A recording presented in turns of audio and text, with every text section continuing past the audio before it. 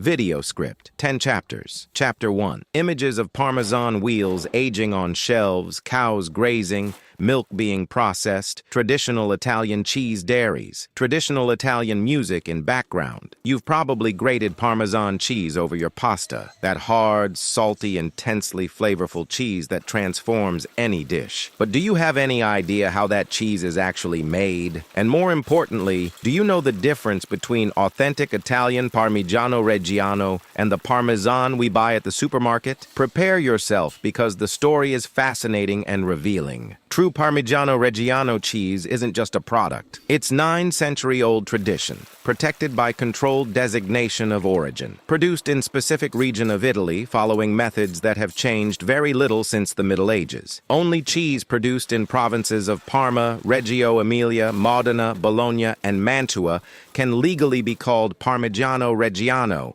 Anything else is just Parmesan-style hard cheese, and the differences are enormous. We start with milk, not just any milk. Raw milk from cows fed primarily with grass and hay from the specific region. Industrial feeds are forbidden. Silage, which is fermented grass, is also forbidden because it negatively affects milk flavor. Cows graze on specific meadows and eat locally cultivated hay. This rigorous feeding control is crucial because cheese flavor depends directly on what cows eat. Milk is collected twice daily, morning milking and evening milking. Each milking is treated separately because they have different characteristics. Evening milk is partially skimmed, removing some fat. Morning milk is used whole. When mixed in right proportion, they create perfect base for cheese. And here's the crucial detail. No additives are permitted. No preservatives, no colorants, no stabilizers. Just 3 ingredients: milk, rennet, and salt. That's all. Chapter 2. The process begins in enormous copper cauldrons shaped like inverted bells. Each cauldron holds capacity for about 1,000 liters of milk. Why copper? Because it distributes heat evenly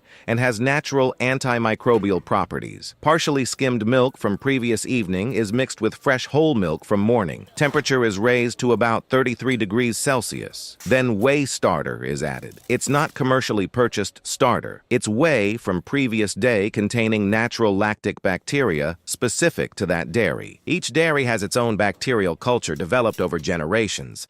It's like sourdough starter for bread, unique and impossible to replicate exactly. These bacteria begin acidifying milk, developing complex flavors that characterize the cheese. After 30 minutes, calf rennet is added. Rennet is enzyme that coagulates milk proteins, transforming liquid into solid. Amount is precisely measured. Too little and coagulation is weak. Too much and cheese becomes bitter. In approximately 10 to 12 minutes, milk coagulates, forming gelatinous mass called curd. Here comes critical and visually impressive part. Cheesemaker uses tool called spino, which is literally giant wire whisk. With rapid, vigorous circular movements, he breaks curd into tiny granules size of rice grains. This process is called cutting and is crucial. Granule size determines final cheese texture. Too large and cheese is too moist. Too small and it becomes too dry and brittle. Experienced cheesemaker knows exactly when to stop based on feel and visual observation. Chapter 3. After cutting, temperature is slowly raised to 55 degrees Celsius while cheesemaker continues stirring. This heating is gradual and careful. Too fast and granules don't release whey adequately. Too slow and process takes excessive time. As temperature rises, granules shrink, expelling more whey. They also begin to stick together slightly. After about 15 minutes of heating and constant stirring,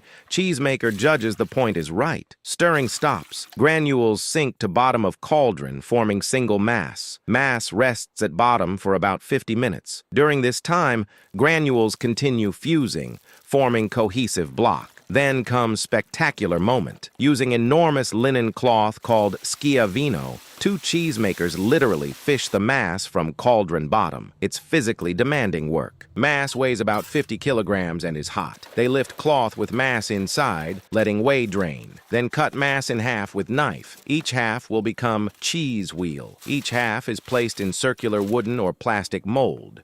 Molds have small holes to allow continuous whey drainage. Plate with dairy mark is placed between cheese and mold. This mark will be imprinted on cheese crust, Identifying origin. First hours are crucial. Cheese is turned several times to ensure uniform drainage and proper formation. After 24 hours, cheese goes to brine. It's not dry salt rubbed on. It's literal swimming pool of water supersaturated with salt. Concentration is so high that cheese floats. Cheeses remain submerged for approximately 20 days. During this time, salt slowly penetrates cheese mass by osmosis. This not only adds flavor, but also acts as natural preservative. Chapter 4. After brining, begins longest and most crucial part, aging. Cheeses are moved to aging rooms with rigorously controlled temperature and humidity.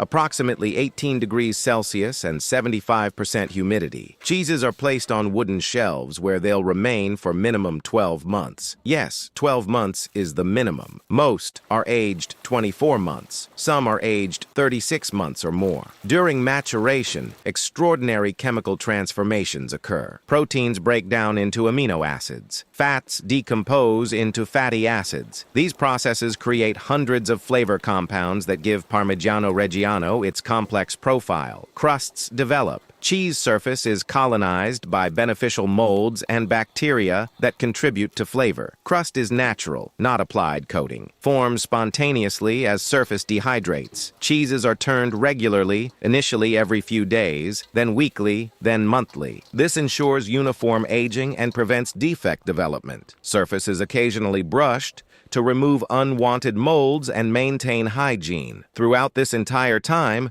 cheeses constantly lose moisture. Wheel that started at 50 kilograms may end weighing 40 kilograms after 2 years. Water evaporates, but flavor concentrates. That's why aged cheese is so much more intense than young. At 12 months, each cheese is inspected by Consortium for protection of Parmigiano Reggiano. Inspector uses special hammer that taps cheese-producing sound.